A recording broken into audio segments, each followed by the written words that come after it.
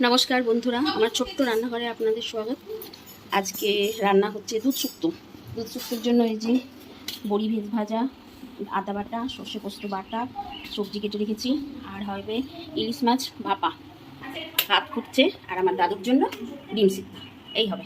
তো এখন বসাবো, দুধ শুক্তো বসাবো। তার জন্য করলাটাকে আগে ভেজে উঠিয়ে নেব।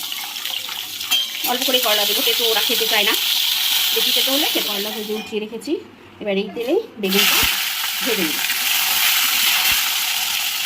অল্প একটু লবণ দেবো, লবণ দিয়ে ভালো করে ভেজে উঠিয়ে নেব।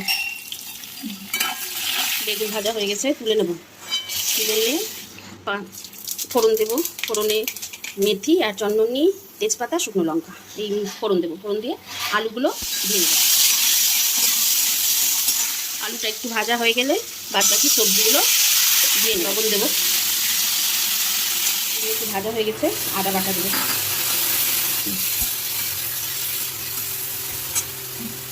সর্ষে পোস্ত বাটা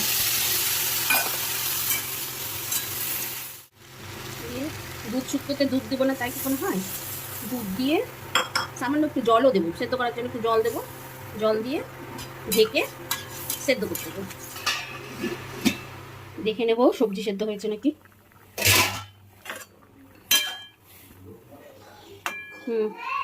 সবজি সেদ্ধ হয়ে গেছে। এবার বেগুন আর করলা ভাজাটা দিয়ে দেবো, আর বড়ি ভেজে রেখেছিলাম সেটাও দিয়ে দেবো।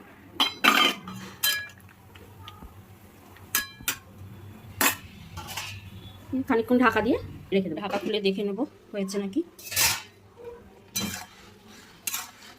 হয়ে গেছে, হয়ে গেছে। ভাজা মশলা দেবো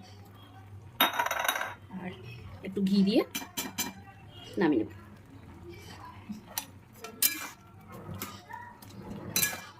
দুধ শুক্তো রেডি, এবার নামিয়ে নেব।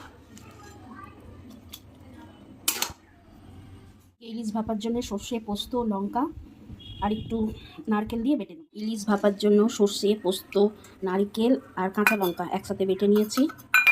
আর টক দই ভালো করে ফেটে দিয়ে দেবো। হলুদ দিয়ে দেবো, লবণ অল্প করে দিব। সর্ষেটাতে একটু লবণ দিয়েছি।